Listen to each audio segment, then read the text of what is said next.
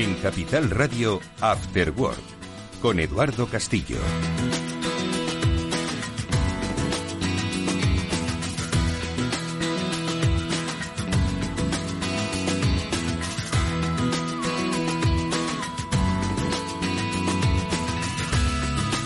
¿Qué tal, amigos? Muy buenas tardes y bienvenidos al primer programa del año de Cyber After Work, que es el programa de ciberseguridad de Capital Radio. Cuando este año, desde diferentes medios, y así nos alegra, os digan que uno de los temas de nuestro tiempo es el de la ciberseguridad, pensad que tienen razón, pero que también hace 5 años, cuando comenzamos este programa, no es que tuviésemos razón, es que 6 años, me recuerda Pablo Sanemeterio, es que era importante que tuviésemos en consideración pues una circunstancia, que es que todos vivimos en una sociedad digital y que esa sociedad digital tiene dos principales vulnerabilidades. Uno, que la tecnología no es infalible al 100%, y dos, que el ser humano es muy vulnerable.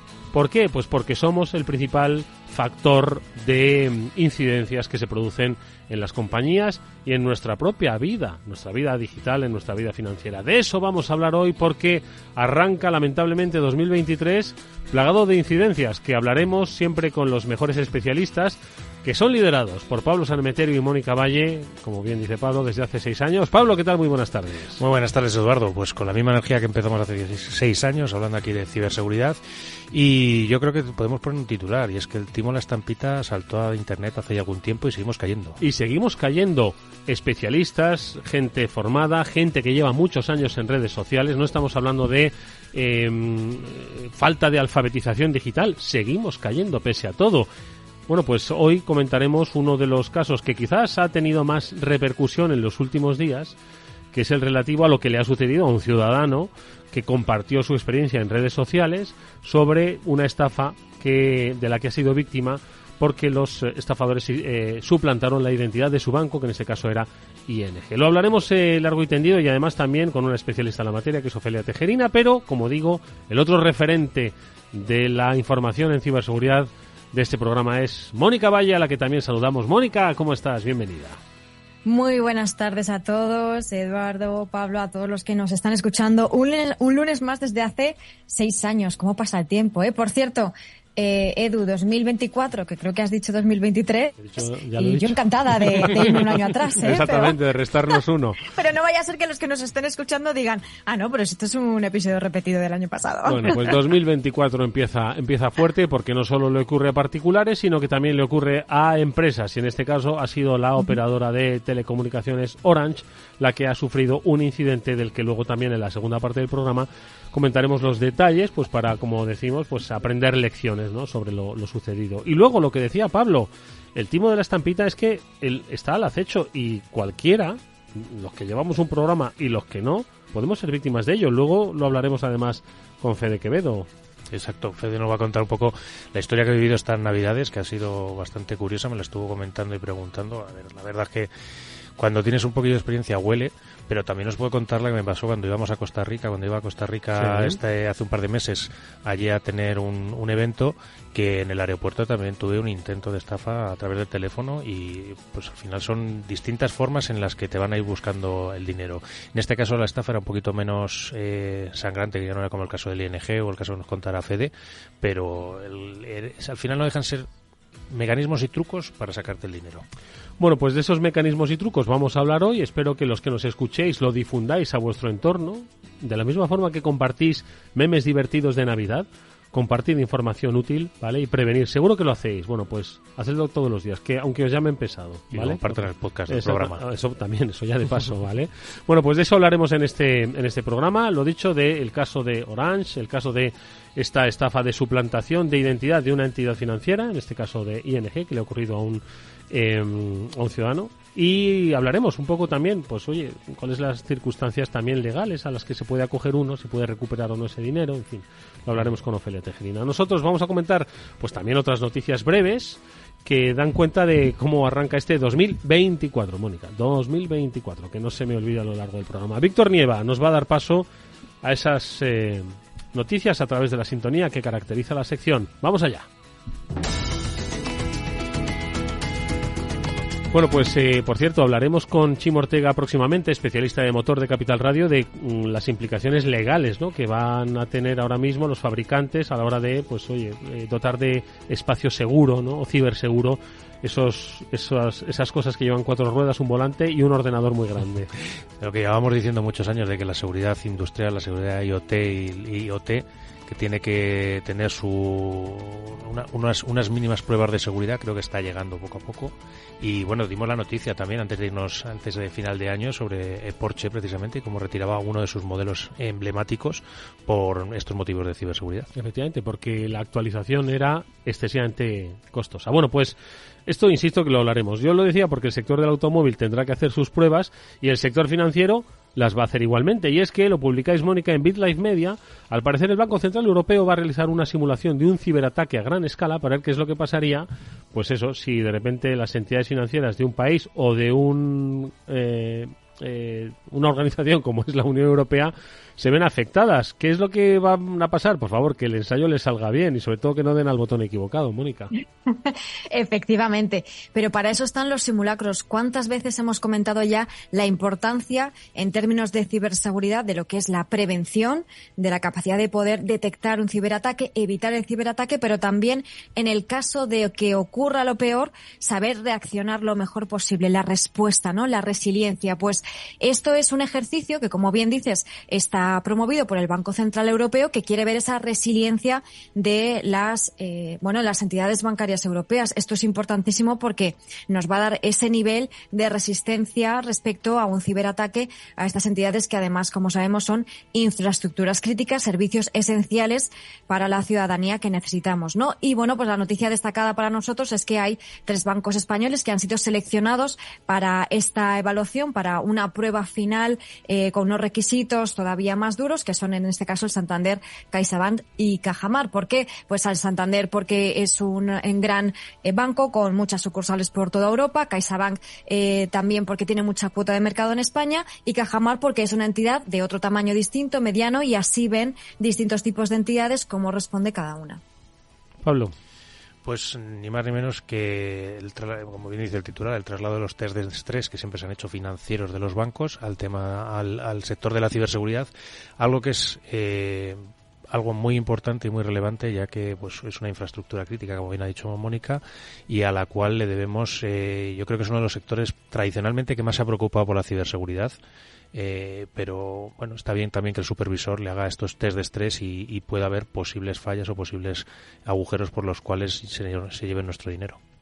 Bueno, pues vamos a ver qué aprendemos de todo ello, porque incidentes se pueden producir en todos los sectores, y eso es algo, Mónica, que habéis también recopilado en BitLife. Ahora sí, referido al 2023, ha habido innumerables ataques, pero ha habido 5 que habéis destacado como los más impactantes, tanto por el nombre de las víctimas como por los efectos, ¿no?, que ha tenido. Lo recordamos brevemente. Empiezo yo el primero. El Clínic de Barcelona, que fue... en marzo, madre mía, cómo pasa el tiempo. Pensé que había sido a final de año. No, pero además es que ha coleado mucho. Se ríe Mónica, madre mía. Sí. Ha sido los más impactantes y hace muy bien estar en el 1, esta recopilación de BitLife Media. Sí. Además que los datos empezaron a circular, ojo, en la dark web. Y allí siguen. En fin. ¿Qué más habéis destacado, Moni? Sí, te iba a decir, Edu, que me pasaba lo mismo. Marzo, es que es alucinante. Prácticamente fue a principios de año, sí, pero cuantísimo coleo, como bien decís, sí, porque sí. Hubo tantas fases, los ciberdelincuentes que publicaban parte de la información, que volvían a pedir otro rescate, etcétera. Así es como funciona el ransomware, en este caso de doble, triple extorsión. Algo también parecido a lo que le ha pasado a otros afectados. Otro de los casos ha sido el robo de datos en Europa, que es representativo porque, aconsejó, acordaos, a los afectados cancelar las tarjetas bancarias como una medida preventiva, y esto, claro, causó muchísimo revuelo en ese momento, ¿no? Totalmente. Además, es un ataque que recuerda bastante al que ya sufrió en su momento British Airways, en el cual, pues, un skimmer digital dentro de la página web en la que se compraban los billetes era el que se estaba llevando la información de tarjetas de crédito, fecha de caducidad y CVV, que es ese codiguito que tienen por detrás, con el cual se termina de cerrar el ciclo de pago, y que, pues, aquí ha sido el motivo por el que aconsejaban que que se cancelaran las tarjetas de crédito, y aquí siempre la recomendación, pues en la medida de lo posible, utilizar tarjetas virtuales y tarjetas que sean desechables para poder utilizarlas, pagar y bloquearlas o tirarlas después de haberlas usado. Tenemos el Ayuntamiento de Sevilla también como víctima, ¿no? Que del Lockbit, que yo creo que se ha hecho muy célebre, ¿no? Este nombre, y yo lo había olvidado, y mira que el año pasado tuvimos momento electoral, que era el ciberataque en la jornada que pasó exactamente en las del 28 de mayo, Mónica. En este caso, ataques de denegación de servicio, que como ya hemos explicado más veces, son muchas peticiones que se lanzan hacia un servicio concreto, en este caso hacia un servidor o hacia cualquier servicio que esté en Internet, y atacaron a varios sitios web del Ayuntamiento de Granada, sitios web oficiales de otro tipo de organismos, intentando tener algún tipo de impacto y también a lo largo de esta jornada. Por eso también tiene relevancia, aunque al final, por suerte, no ocurrió nada. Y por último, sabéis, el que cierra es el de Telepizza, en el que se robaron 14 gigas de datos, y otra vez, a que no sabéis quién fue el atacante. Pues el Lockbit. Lockbit, como no, el que fue el que estuvo detrás del ataque, un ataque de ransomware una vez más, que bloquea los datos. Por suerte, yo creo que las empresas han puesto las pilas ya, las políticas de backup y de copia de seguridad las tienen muy al día, entonces por ahí no sacan dinero, y el dinero viene por el intento de que pagues para que no publiquen los datos. Bueno, esos 5, yo no sé si a final de este año que comienza, el de Orange, que hablaremos hoy en nuestro programa, estará en esa selección de, que no es ni un orgullo, pero tampoco es una vergüenza. Es decir, que al final siempre, como decimos, la transparencia, saber reaccionar, ¿vale? Porque cualquier empresa, ya habéis visto las que hemos visto aquí, empresas públicas, privadas, más grandes, más pequeñas, de todo tipo de sectores, pueden sufrir ciberincidentes. Exactamente. Ha caído Microsoft, en todas en las que trabaja un ser humano puede haber un incidente de ciberseguridad. Bueno, los seres humanos son, como decimos, la parte más vulnerable dentro de las empresas y dentro de su propia empresa, que es sus finanzas personales. De ese tema vamos a hablar, vamos a desarrollar, enseguida también vamos a saludar a nuestra invitada, pero vamos a comentar qué es lo que pasó a este ciudadano español con el tema de la suplantación de identidad de su banco. Venga, vamos allá.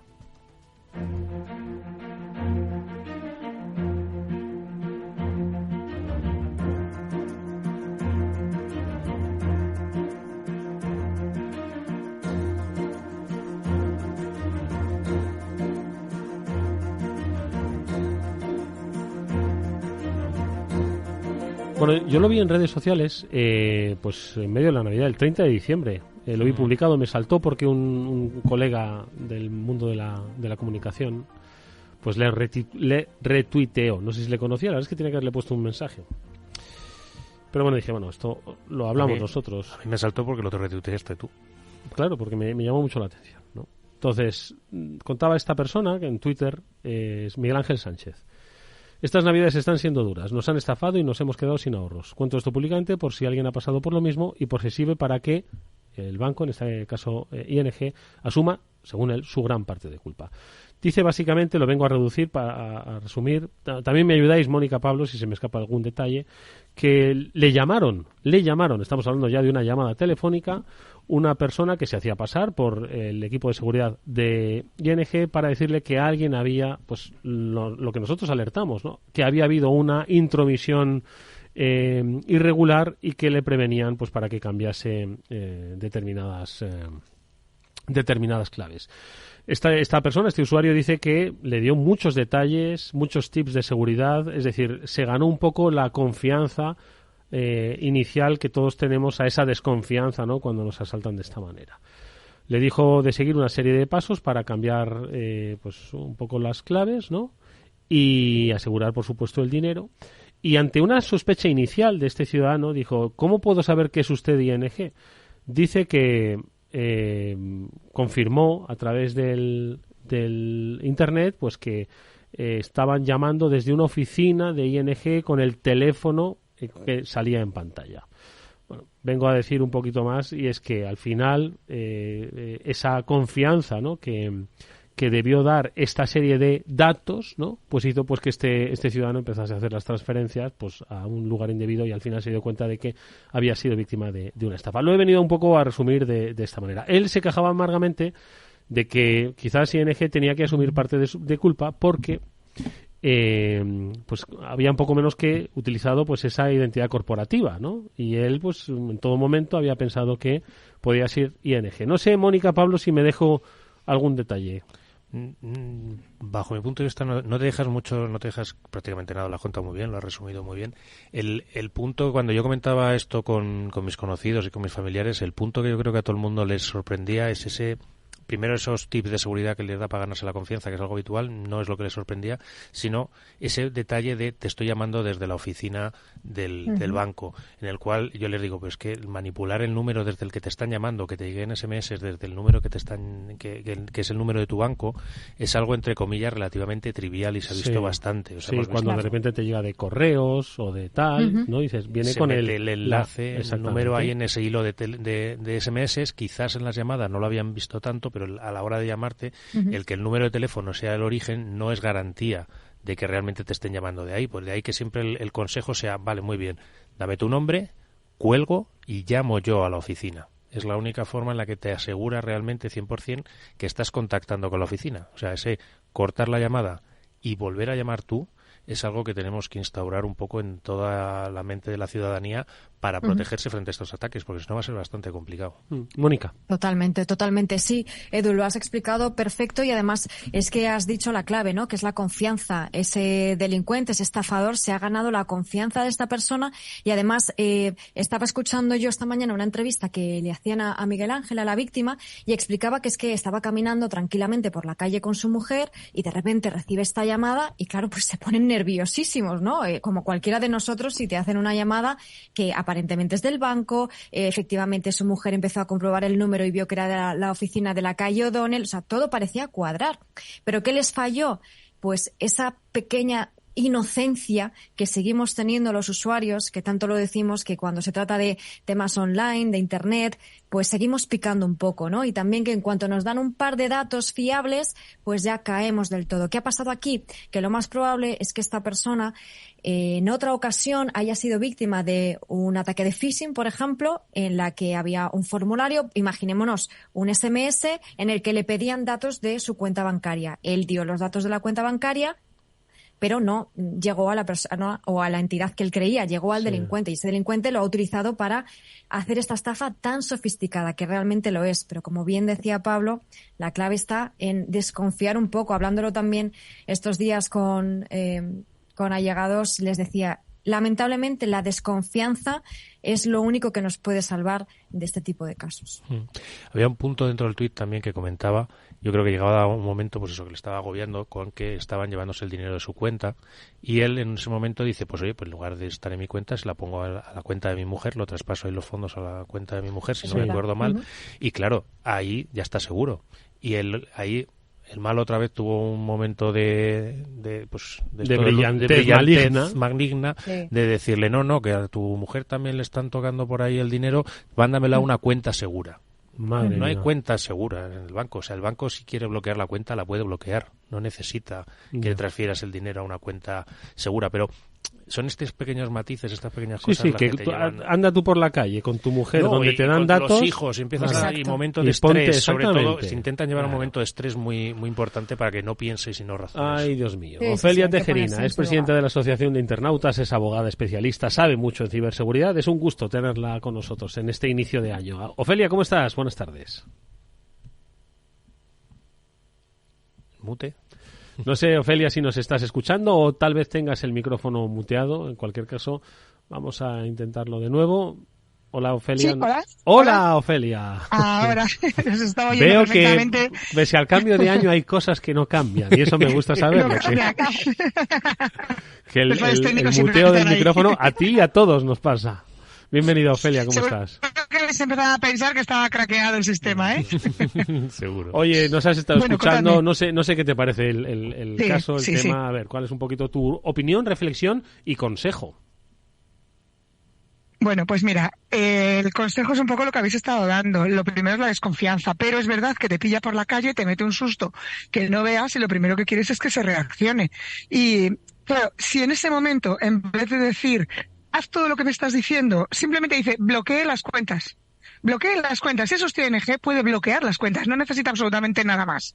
Con bloquear las cuentas ya bastaría. Y lo que habéis dicho de hacer la rellamada, vosotros mismos o la persona que está siendo afectada, al teléfono que pone su banco, no al que le dan los malos, ¿no? Sino al que tiene su banco de atención al cliente para verificar que efectivamente son ellos. Pero yo creo que antes de dar ningún tipo de dato de carácter personal a través de una llamada, lo primero, desconfiar. Lo primero, desconfiar. Es cierto que eso es un ejercicio, insistimos, muy importante, ¿eh? Porque los malos saben que ya vas a desconfiar, pero aún así te van a premiar con esto tiene que hacerse ya porque cada minuto que pasa es €1 menos en su cuenta. Sí. Y los humanos somos así de frágiles, ¿no? Totalmente. Al final son cosas que nos llevan... Claro, por supuesto, con eso juegan. El problema es que si esta persona está buscando la responsabilidad del banco, hay pocas opciones. ¿Cuál sería una buena opción? Pues, por ejemplo, le ha pasado a más gente, no es el primero que da sus datos donde no debía y le empiezan a vaciar la cuenta. Si tú te das cuenta de un carácter inmediato porque recibes un SMS que dice, hemos hecho una transferencia de 1.000 euros, ¿la has ordenado tú? A mí este verano me pasó. Me llegó un mensaje diciéndome que si quería autorizar una compra online. Inmediatamente dice que no y llamé a mi banco para que se solucionara. Bueno, pues en algunos casos, cuando el afectado actúa rápido y pide al banco que active el protocolo de seguridad, si el banco no lo hace, a partir de que yo tengo fe y tengo documentado que he pedido que se active el protocolo de seguridad, grabando esa llamada o con un correo electrónico, pues si luego el protocolo de seguridad no se cumple y en vez de 500 o 1.000 han desaparecido 11.000, pues a partir de esa cifra donde yo ya he dado la orden, ya sería responsabilidad del banco, pero si no es complicado. Oye, Ofelia, claro, por eso yo no sé si quizás... Hombre, los bancos todos podemos hacer más, tanto el usuario tener mucha más certeza como los bancos, porque oje, los bancos todos, absolutamente todos, del primero al último, sufren suplantaciones de identidad. Entiendo que deben todos ampliar quizás esas... ¿O es que les da miedo comercialmente hacerlo? El hecho de enviar muchas comunicaciones diciendo si alguien llama de ING o de cualquier otro banco, usted no le crea. ¿Les da es una cuestión reputacional también o qué? Enviar una de estas al día, yo qué sé, imagínate.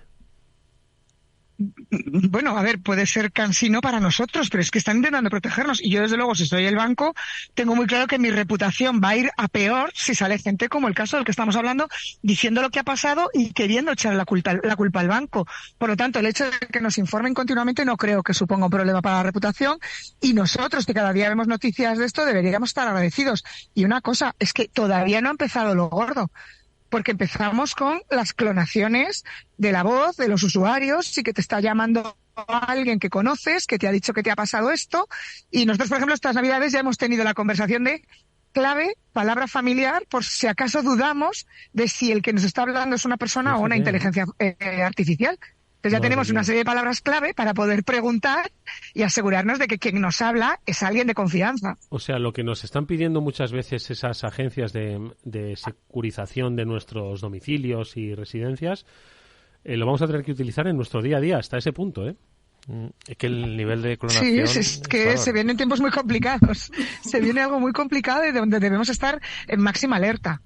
Moni, ¿tienes preguntas, reflexiones para Ofelia? Es un tema interesantísimo. Le iba a preguntar su palabra clave, pero no creo que me la diga. No. Mejor no. Además es que yo creo que ni cogiendo el diccionario la encontrarías. Nada, tendremos que establecer una por si acaso. Me parece interesantísimo y como bien decías, Ofelia, es que la inteligencia artificial llega para darnos muchísimas posibilidades muy interesantes, muy buenas, que nos van a ayudar sin duda, pero para este tipo de casos es que se abre un mundo también enorme de suplantaciones de identidad, de estafas, y es muy complicado. Hablábamos hace poco, además con Paco también Fernández Bens, para ver cómo también la ley de inteligencia artificial iba a añadir un poco más de complejidad a la ya compleja, ¿verdad, Ofelia?, normativa en general alrededor de la ciberseguridad. Sí. En estos temas, claro, porque la gente lo que más se preguntaba es, pero claro, ¿por qué el banco no le devuelve el dinero a esta víctima, ¿no? Si a mí me ocurre algo parecido, tampoco me lo va a devolver. Y la realidad es que depende mucho, como decías, ¿no? Y la normativa está ahí para establecer cuándo sí y cuándo no, me imagino. Sí, lógicamente piensas, la culpa es de otro, no he sido yo el que he cometido el error, la culpa es otro. ¿Cómo el banco se puede permitir el lujo de que se cometan estos errores? Nadie va a querer tener banca online porque no hay seguridad. Claro, también debemos ser responsables. Si yo le estoy dando a un amigo mío mi tarjeta y todo y luego digo, no, es que me han sacado el dinero, y tenemos también que tener en cuenta que el banco tiene sus sistemas de verificación, que si nosotros no los cumplimos, al aceptar la banca online, pues nos estamos haciendo también responsables. Hay una corresponsabilidad entre las dos partes. Y ojo, porque digo lo de la inteligencia artificial. Entre lo que ocurre de las llamadas y lo que ocurre de las clonaciones de voz y demás datos personales, hay un punto que es el uso de la biometría como sistema de verificación, que hasta ahora se hablaba mucho de ello como que era la maravilla del mundo mundial. Pues mira, no, si la voz se puede clonar, una cara, un avatar también se va a poder clonar cada vez de forma más sofisticada, y esto es lo que nos tiene que hacer dudar absolutamente de todo. Y los bancos tienen que buscar los sistemas más seguros, y desde luego poner mi cara para abrir una cuenta bancaria no hace el sistema más seguro, al contrario. Como alguien utilice esos datos, estoy perdida. Oye, porque a ver cómo demuestro que no era yo. Eso, fijaos, en las jornadas STIC, que tuve la oportunidad de moderar la sala en la que se hablaba de inteligencia artificial, hicieron pruebas allí en directo, presentando pues ejemplos de cómo con biometría se podía perfectamente engañar a una cámara de ordenador para la autenticación de cualquier cosa, pues para, yo qué sé, acceder a, imagínate, cuando te piden, oye, a ver que seas tú, ¿vale? Sonríe, incluso ese tipo de cosas, ¿no? Bueno, pues se puede hacer. Nos piden esos datos con mucha alegría, y es peligroso que los almacenen si no se cumplen unas medidas de seguridad. Por eso la Agencia de Protección de Datos acaba de decir que para determinadas finalidades, como es el registro de horario de entrada y salida, no es necesario poner la huella dactilar digitalizada. Al contrario, que no debería hacerse. Y resulta que hasta ahora era lo más fácil y lo más cómodo del mundo, pues han tenido que rectificar. Oye, ¿no pensáis, un último tema que le preguntamos a Ofelia, pero también pido reflexión de Pablo y Mónica, que igual se va a empezar a comercializar un seguro de ciberestafa, que, oye, que yo no sé si los hay, pero vamos, de la misma forma que tienes cobertura para tu coche, auto, salud, etcétera, etcétera, pues un seguro de cobertura de ciberestafas ya a nivel particular, ojo, no a nivel empresa. Sí, existieron, pero no compensaban. Y hasta donde yo sé, han ido desapareciendo o están de forma muy residual. Es algo que tienes que negociar con tu aseguradora. Empezaron creándose seguros para el ciberbullying, para el acoso escolar, a través de las redes. Ahí Mafre fue una de las primeras empresas que aseguraba estos daños, y después las cuentas bancarias con un seguro por si ocurre algo como esto, a ver la aseguradora y la letra pequeña, que eso me da casi más miedo que lo que me pida el banco. Al final, yo creo que el tema de los seguros y los ciberseguros muchas veces se utilizan como último recurso para transferir el riesgo a un tercero. En este escenario yo creo que lo hemos visto alguna vez con los ciberseguros en empresas, lo hemos visto con ciberseguros, les exigen una serie de medidas y también limita una serie de pérdidas. Entonces yo entiendo que en caso de comercializarse la pérdida que cubrirían sería pequeña y te obligarían a hacer, yo creo, un cursillo bastante intenso de ciberseguridad. Mónica, tu comentario. Sí. Claro, sí, y también, como ocurre en el caso de los ciberseguros, tienes que cumplir también una serie de protocolos de seguridad. Es decir, a lo mejor en este caso, si la negligencia es de parte de la víctima porque ha hecho cosas que no debería, pues tampoco te van a cubrir. Imagino que por eso tampoco han tenido mucho éxito, ¿no? Aquí, por eso, la mejor inversión, como solemos decir, aunque es un poco más arduo, entre comillas, que tampoco, pues es concienciarse, leer este tipo de artículos, conocer este tipo de historias, escuchar nuestro programa, entre otras muchísimas cosas, pues para, que se nos encienda esa alarma, esa bombilla cuando nos hagan una llamada que es sospechosa, como este caso, ¿no? Bueno, pues venga, educación, desconfianza, educación, buenos consejos los que nos ha dado Ofelia Tejerina, que es presidenta de la Asociación de Internautas. a la que le agradecemos como siempre que no solo por su experiencia como jurista, sino también por su experiencia como experta en ciberseguridad nos pueda acompañar en este tránsito en el que nosotros todos podemos ser víctimas, seamos todo lo digitales que queramos, pero podemos ser víctimas igualmente. Ofelia, siempre un gusto escucharte, que sea mejor verte la próxima vez por aquí por el estudio. Ojalá que sí, muchísimas gracias a vosotros, un placer acompañaros. Adiós. Vamos con un consejo. Si inviertes en bolsa, esto te va a interesar. XTB, tu broker con más de 15 años en España, tiene la mejor tarifa del mercado para comprar y vender acciones y ETFs. No pagues comisiones hasta 100.000 euros al mes si inviertes en bolsa o quieres empezar más sencillo imposible. Entras en xtb.es, abres una cuenta online y en menos de 5 minutos compra y vende acciones sin comisiones, además con atención al cliente las 24 horas al día. ¿A qué estás esperando? Miles de clientes ya confían en xtb.es, un broker, muchas posibilidades. A partir de 100.000 euros al mes la comisión es del 0,2%, mínimo 10 euros. Invertir implica riesgos.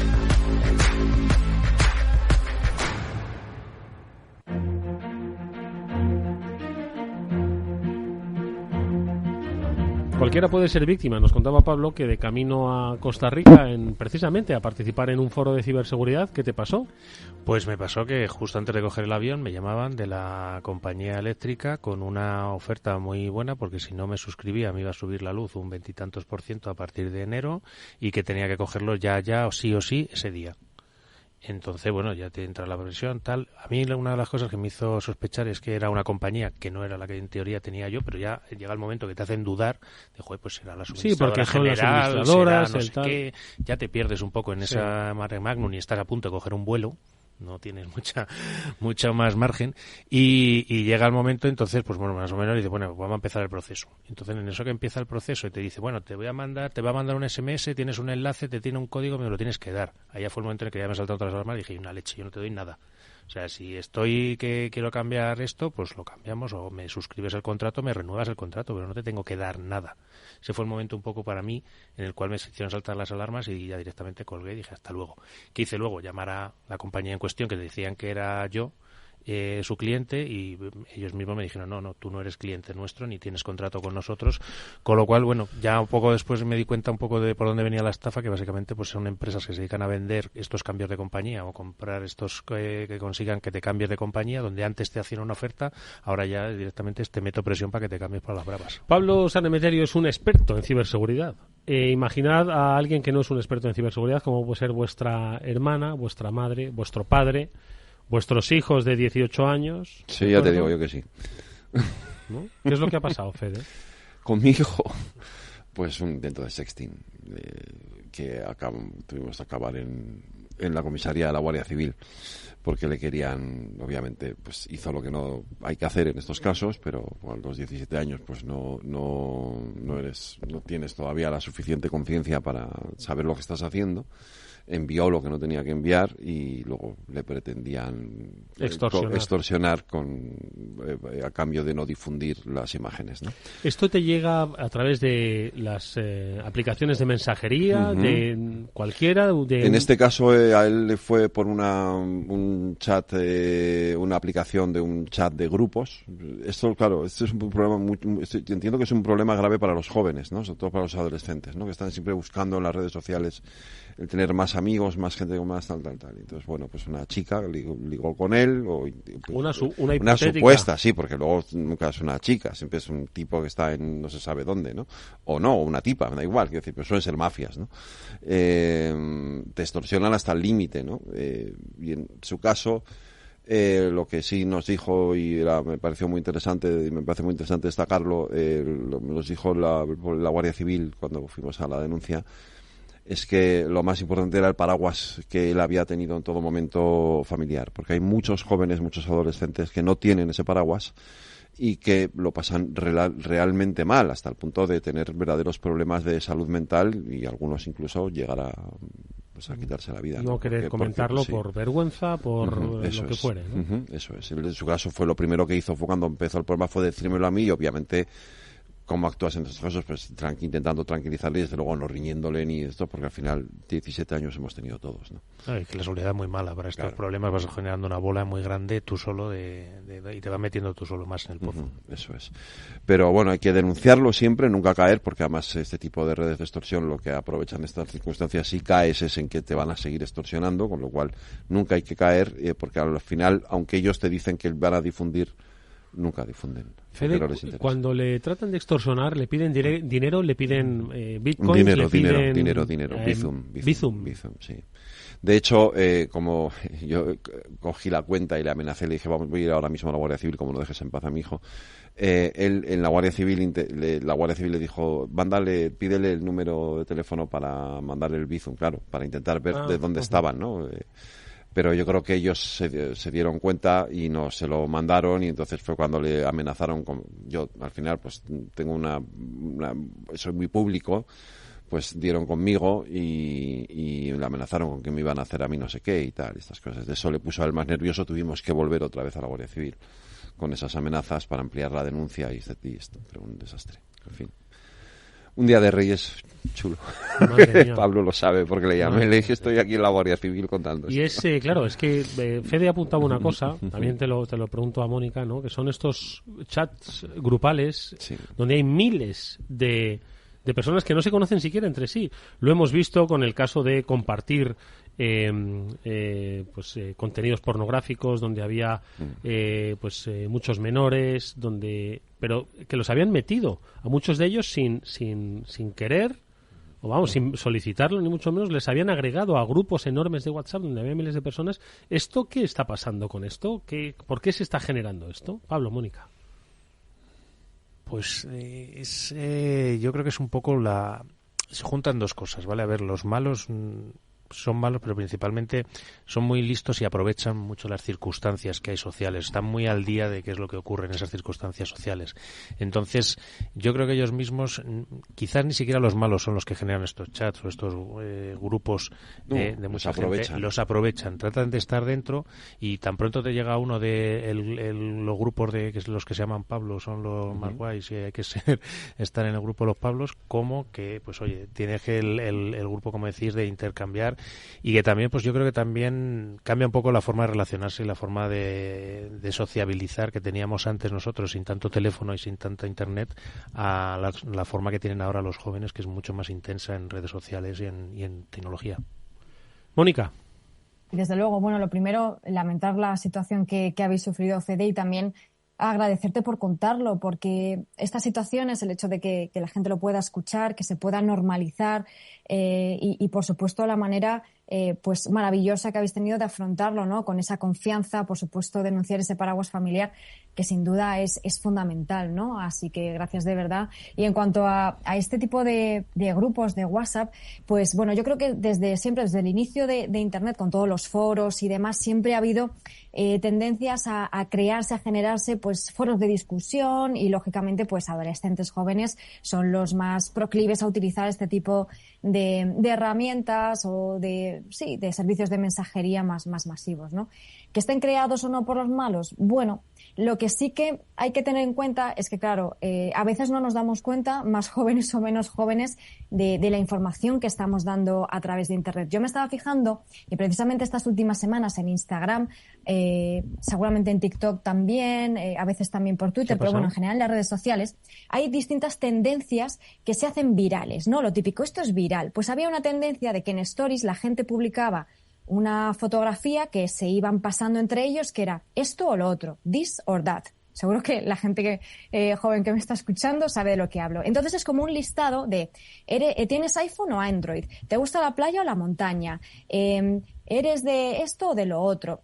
Sí. Ciertas preguntas a nivel personal que parecen una tontería, pero no, porque ese tipo de preguntas que das muchísima información tuya personal, al final los delincuentes, los malos, están aprovechándolas para, cuando te hacen, por ejemplo, la llamada del pobre muchacho de ING que le han vaciado la cuenta bancaria, pues utilizan esa información para decirte, porque tú eres usuario de iPhone, ¿verdad? O porque tú has estado en tal sitio o eres...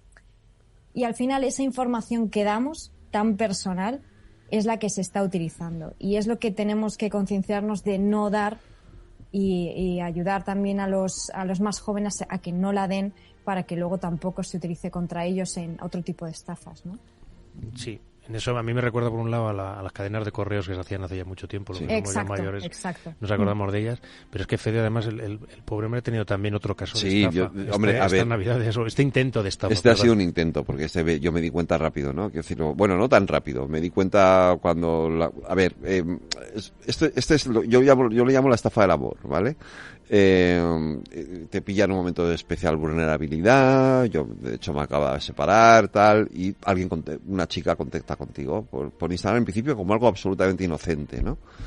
Te inicias una fase de diálogo, de conocimiento, tal, pasan semanas, no tienes más, las conversaciones son absolutamente normales, inocentes en principio. Y ya empieza a haber algo más de intimidad en las conversaciones. No intimidad sexual, en absoluto. Sí, no, intimidad más, como dice Mónica, datos. Sí, eso es. Tal. Y bueno, ella te gusta y tú le gustas, y pues voy a ir a verte, me gustaría, no sé qué, tal. Ella se supone que está trabajando en Canarias, en una plataforma petrolífera. Están las fotos en su cuenta de Instagram, todo muy bonito, todo muy bien.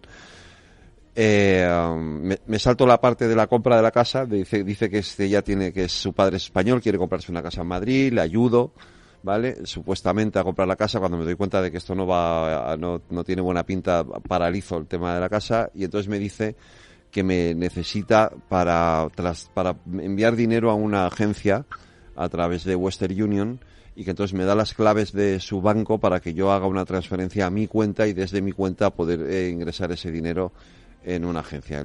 Esto ya me suena muy raro y digo, voy a ver hasta dónde llegamos, ¿no? Yo hablé con Pablo y le dije, vamos, esto tiene una pinta de estafa que te mueres, vamos a ver hasta dónde llega este asunto, ¿no? Porque también quería recabar datos por si tenía que hacer una denuncia a la Guardia Civil, ¿no? Y entonces, efectivamente, entro a la cuenta del banco, aparece ella, $4 millones en la cuenta del banco.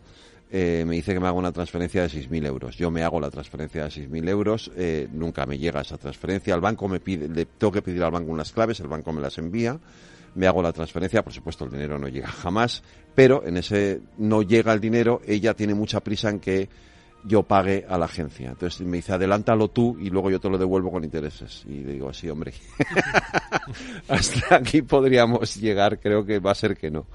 Y ahí se ha quedado la cosa. Pero es verdad que obviamente está a la vuelta pero de la está esquina. A la vuelta de la esquina, y además sobre todo nunca sabes en qué momento de tu vida o qué momento de especial vulnerabilidad puedes estar y caer una de los 100.000, ¿no? De los 100.000 saludos claro, hipotéticamente inocentes que hay de un hola a través de Instagram. Eso es. Con que uno de ellos tenga una especial vulnerabilidad por lo que sea, ya es un éxito la estafa. Uh-huh. Oye, quiero preguntarte una última cosa relativa al primer tema que nos has contado, un tema difícil, delicado, y te lo pregunto como padre. ¿Cómo fue tu aproximación? Porque quizás hay muchos padres que no sabríamos, si se da el caso, cómo aproximarnos a esto para que ellos no sientan vergüenza. No, fue él el que me lo dijo. O sea, esto fue el día de Reyes y de pronto, poco antes de la hora de comer, como a la 1 así, vino, papá, tengo que contarte una cosa. Y entonces lo sentamos, vi el móvil, todo y le dije, bueno, tú tranquilo, lo primero de todo. Ahora lo primero que vamos a hacer es, déjame la cuenta, que voy a entrar yo, voy a explicarle a la persona que te está estafando con quién se está metiendo. Y que por supuesto vamos a ir ahora mismo a la Guardia Civil. Yo tengo la suerte que tengo una comisaría de la Guardia Civil justo detrás de casa, y con toda la información, los correos y los mensajes que ya tenía yo también de ellos en Instagram, en mi propia cuenta de Instagram, que luego la bloqueé, por supuesto. Nos fuimos a la Guardia Civil y pusimos la primera denuncia. Luego, cuando volvimos a casa, como él no envió el dinero, entonces le mandaron aparentemente los enlaces según los cuales ellos habían ya subido las el vídeo o las sí, fotos a YouTube y a otras cuentas de Instagram, amigos y familiares de él. Obviamente no le había llegado a nadie porque no lo habían enviado. No dan nunca ese paso porque saben que además es un delito. Pero de intentar forzar la extorsión. Entonces fueran las amenazas de muerte a tu padre, encontré, etcétera, etcétera, ¿no? Eso le puso todavía más nervioso. De hecho, al pobre le tuve que dar un Lexatin que tenía en casa porque estaba histérico perdido. Volvimos a la Guardia Civil. En eso tengo que decir una cosa. El trato, todo fue brutal, espectacular. O sea, con el cariño, la atención, cómo nos trataron en todo momento, fue una auténtica maravilla. De hecho, era un agente. Lo primero que le dijo fue: ¿te importa que yo lleve tu caso? Lleve esto, porque claro, tengo que ver cosas que a lo mejor no quiere. Entonces él dijo: no, esto es como ir al médico.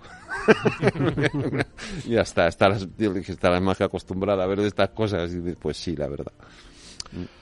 Pues oye, Fede, que gracias por haber compartido lo que te ha pasado. No es fácil encontrar casos de primera mano, porque la gente tiende a no querer contarlo por vergüenza, pero a nosotros y a los que nos escuchan nos sirven, por supuesto, para ser didácticos y acompañar a todos en este proceso de conocimiento de las vulnerabilidades que somos nosotros que hay en el mundo digital. Pues nada, que empiece mejor el 2024. Habrá muchas cosas mucho Edu. Mejores. Gracias a ti, Fede. Hasta luego. Gracias.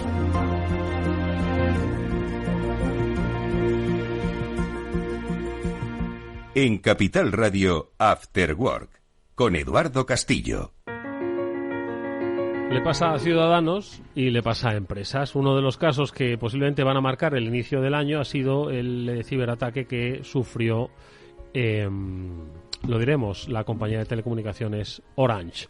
Habéis publicado un vasto análisis, Mónica, en BitLife Media, que te pido, también por el tiempo que nos queda, nos puedas resumir para un poquito ver qué es lo que ha pasado. Pues efectivamente lo que ha pasado es que la compañía ha sufrido un ataque que básicamente, y como saben también los usuarios de la compañía, ha dejado a los usuarios sin ese servicio, ¿no? Entonces, como estábamos diciendo y como estabas explicando, fenomenal, cualquier persona, cualquier empresa puede ser víctima de un ataque, ¿no? Yo creo que eso es fundamental explicarlo, porque es verdad que a lo largo de estos días yo he ido pues leyendo, viendo algunos comentarios y demás de cómo ha sucedido, dejado de suceder, y yo creo que eso es importante también decirlo, ¿no? Pero bueno, en este caso fue el miércoles 3 de enero por la tarde, esa interrupción generalizada del servicio de Internet que no solamente afecta a Orange, sino también a Yastel y a Simio, que utilizan los servicios de la operadora. Sí que es cierto que la respuesta de la compañía fue muy rápida, lo fueron comentando también a lo largo de la tarde en las redes sociales y restablecieron el servicio. Al final fueron unas horas el tiempo que no pudieron usar los servicios, ¿no? No podían utilizar Internet, etcétera. Entonces, bueno, pues sí que es verdad que los usuarios se vieron afectados. ¿Qué es lo que ocurrió? Ahora nos lo cuenta mucho mejor Pablo, pero bueno, el ataque parece provenir de un malware que se llama Raccoon, que viene desde septiembre del año pasado. Entonces es un ataque que viene de largo, sofisticado, y los ciberdelincuentes seguro que han estado moviéndose o viendo la información lateralmente en la compañía cuando un empleado de Orange fue infectado con este malware, pero no ha sido ahora hasta enero cuando han decidido utilizar pues esa información, esos accesos que lograron obtener, ¿no, Pablo? Fijaos lo que ha apuntado Mónica.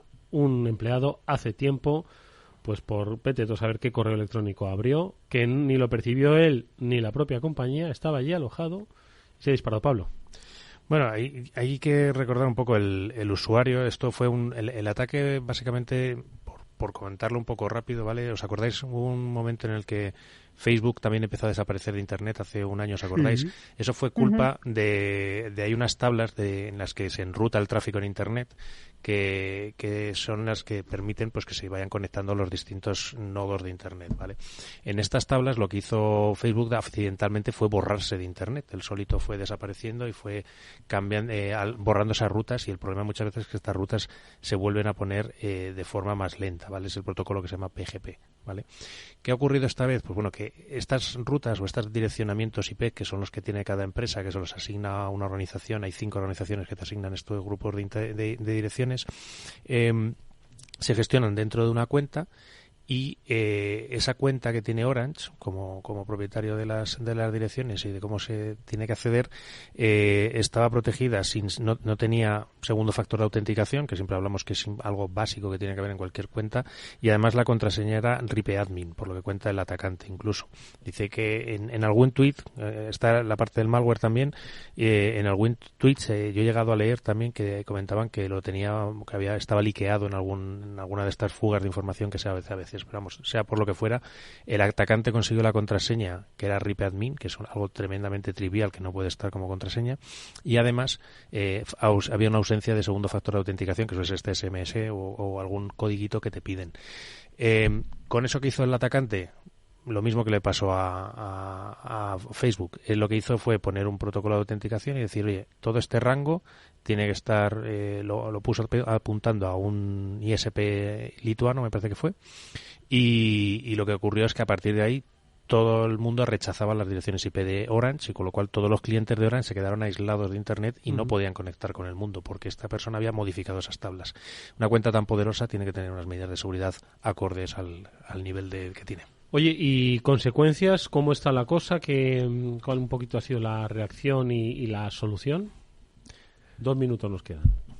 Pues aquí, Mónica, la solución, ya lo restablecieron todo. Ahora pues entendemos que está Orange investigando, analizando qué es lo que ha podido pasar, y me imagino que revisando también los protocolos para que no vuelva a ocurrir algo así.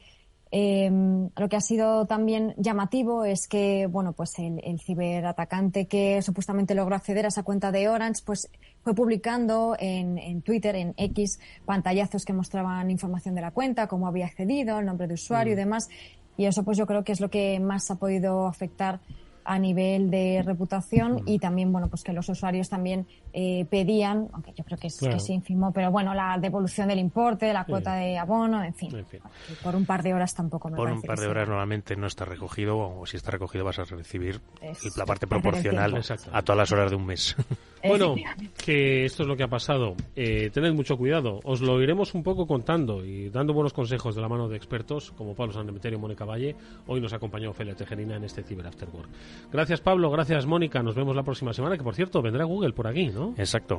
Aquí vendrán. Bueno, pues nos contarán. Hablaremos con ellos. Haciendo una gran inversión en España en ciberseguridad. Pues lo hablaremos con ellos en el próximo programa de Cyber After Work. Hasta entonces, gracias.